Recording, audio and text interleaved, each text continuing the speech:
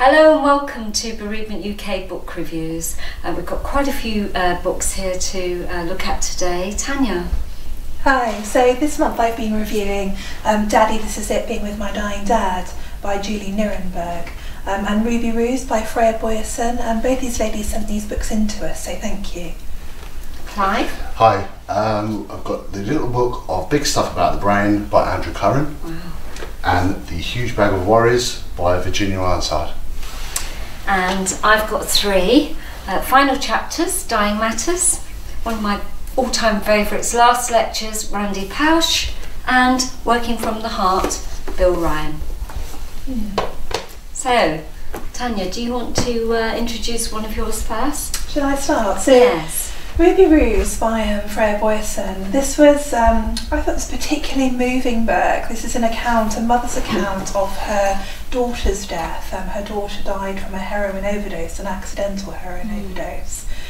And I think what I took from this book was that I think for the mum it was a real therapeutic exercise to write the story of her daughter and what had happened to her and the process that she went through while her daughter was dying. That's often true, isn't it? We talk about creative writing and how it can help, and it actually really can help to write things down and to write your story. And she was so honest. I feel like I read the book in one sitting. I felt like I was really with her on her journey. And she also uses her daughter's journaling and her daughter's songwriting to give the story from her daughter's point of view. So you get both sides. Yeah, it was really touching. If you had a child that had taken their life, would that book be useful to you? Do you think you'd be able to relate? I think this book would be interesting to both professionals who want to gain a deeper understanding of how a mother might experience a child's death from a heroin overdose, or for anybody really interested in that field of work, or somebody who maybe has had a similar experience that might feel reassured by Freya's honesty and her experience. Yeah. Thanks, Tanya. Clive. The first book I'd like to review is the little book of Big Stuff About the Brain by Andrew Curran. Now, I was lucky enough to go to a conference recently and about the brain, and just the thought of going to a conference about the brain, all these long words, it kind of like scared me a little bit. But when I saw the guy holding the presentation, and he actually produced a book with pictures of the standard that I would draw, but so experiential about what happens with the brain and the language he used to actually tell me why I did things that I do and why I feel things that I feel and where in the brain those sort of ideas and feelings come from was quite amazing. So it was a must got this book. So I got the book at the end, and a little bit like Tanya, I read it in one sitting. Fantastic little book, thoroughly recommend it. Thank you, Clive. I'll talk first, if I may, about Randy Pausch, who a lot of people do know about Randy, some people don't. Randy had pancreatic cancer, and his last lecture, I first saw Randy when he was on Oprah Winfrey and talking about his pancreatic cancer. The book is very inspirational. It is the story of his journey and his life, and there's lots and lots of little quotes in there. But for me, it's almost a Bible. I've used it a lot with work that I've done with people who are dying, and also just as a book of reassurance, really. So that's a great book if and you can also see Randy's last lecture if you look on YouTube. You can Google him. So that's a lovely book. Tanya, do you want to talk about your second choice? So the second book that I've read this month, so Julie sent in Daddy, This Is It, Being With My Dying Dad, and for me this was a similar account actually to the first book, and I didn't realise it was going to be like that when I read it, in that it was almost a therapeutic writing exercise about her experience of being with her father while he was dying. And again, she writes so honestly that I felt like I was really with her. And her father was a Quaker, and her and her father both feel in the book like they're quite spiritual people. So they had very spiritual experiences, and they were both very honest and open with each other. So it's a very unique relationship to them, but I think that this book would be interesting to anybody who, and it made me reflect on my own relationship with, my own father and how I might like that to be, and the dying process, and quite uniquely as well at the end of the book.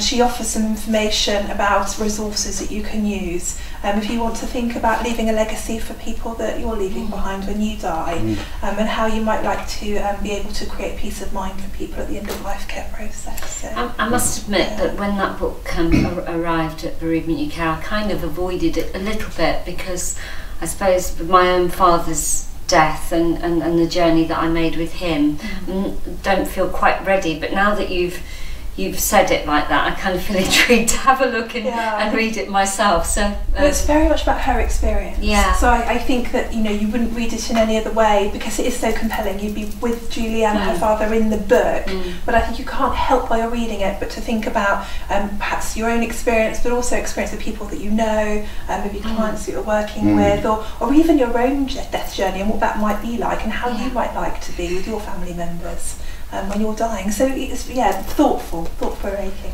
Thank you, Tanya. Clive. This is a fantastic little book. I use this a lot in my work at the moment. It's The Huge Bag of Worries by Virginia Arnside, and it tells a story about a little girl who just wakes up and she just feels this feeling of differentness. She can't explain it, but it's just this. She starts to worry about everything, and she tries to go to her brother to ask for some help. He's too busy. She tries to go to her mum to talk about her worries. Mum says, "I don't know what you're worried about. You've got everything a little girl should want. What have you got to be worried about?" Lovely illustrations there. Fantastic. Yeah. Really, and the actual pictures tell the story. Really, the words are kind of like an extra. It's just the pictures are fantastic. But this little girl, she carries this bag of worries around with her every single day. It goes with her to bed. It goes with her to the loo. It goes with her to school. It goes with her everywhere. And it gets heavier and heavier. And all of a sudden she's sitting outside her home one day and just sitting on the wall looking really gloomy, and this little old lady comes by and asks whatever is the matter. So once she explains about the bag of worries, and she starts emptying this bag of worries for this little girl, and all of a sudden, because they're out in the sunshine, they don't seem quite so scary as they would do before. The little girl was quite surprised by how small they looked when they were all outside the bag. So they went through these bag of worries together, and I kind of found that a lot of this, what the little girl was worried about, wasn't hers to worry about. She was taking on other people's worries. She was taking on her own worries. She was worried about everything. So once they sorted all these out, the big bag then became a very small bag that got blown away in a big gust of wind, and all of a sudden this little girl's got a big ton of weight lifted off her shoulders, and the worries are now gone. Do you know what I'm thinking of with that? That actually I was thinking about when I was working with teenagers as well, that actually that's a book for everybody, isn't Absolutely. it? I mean, it's colourful, but you could use that even with adults, couldn't you? And teenagers. Now I was aware of it, but I just love the way that you talk about it anyway, because I can tell that you're really passionate about Absolutely. that one. Yeah. Well, what I like about it is also is the fact that it's, you can introduce it with a group of children or individuals. I'm not actually talking about you, I'm talking about this little girl, so I'm reading a story, so they can take the pieces of that story and relate it to their own experience. I don't have to do that. So again, it's trusting in the process. Thank you, Clive. Certainly I'm going to have a look at that before you leave us today. Final chapters. I have reviewed this in a couple of places, and the written review is on the website. Particularly, I've found one in here that I really warm to, and that's called Google Maps Saved My Life. And to be honest with you, once I read the story, I actually went on Google Maps to look at a house that I'd lived in. I think Google Maps are running something like 5 years behind, and this story is about how this person can revisit where she was 5 years ago. I'm not going to tell you all about it because I think it's a great story to read, but it's kind of stayed with me, and all the rest of the stories in there are all experiences and put together by Dying Matters. Great, fantastic read that for professionals and for people who are going through an experience and able to connect in. Dying Matters has an amazing website, actually, a really good resource that links into lots of those publications. You mentioned that at the end of this, perhaps they want to give their website, don't we? Yeah. And then finally this one, there's a little bit of a story to this. You might know that I'm in the process of writing my second book, and I had a working title on it which was Working from the Heart. So I was on Google trying to see if there was another book like that out there, and came across William Ryan, who's already written a book pretty much like what I'm writing. So I wrote to him, and we're on first name terms now. He's actually called Bill, and Bill is quite an amazing man. He's written this book, but his way of working, I think he's in his mid-60s, early 70s now, but his way of working is pretty much how I like to work, and he's very about just being who you are with your client, and although he uses obviously the therapeutic base, he's very sort of open and talks about his love for his clients, which, you know, for me that resonates. So whether you're a therapist or whether you are a person who's been in therapy and you want to just get inside the therapist's mind, or whether you want a few tips on how to work with people, this is a really good read. And if Bill were in this country, I would be one of his clients. So thank you. Thank you. And I don't know what we're going to be reviewing next time, but we'll look forward to it. Welcome, Clive. Thank you very much. This is your first time with us, I know, and if you want to contact Dying Matters, or have we got their details? We'll put their details on the website. Yeah.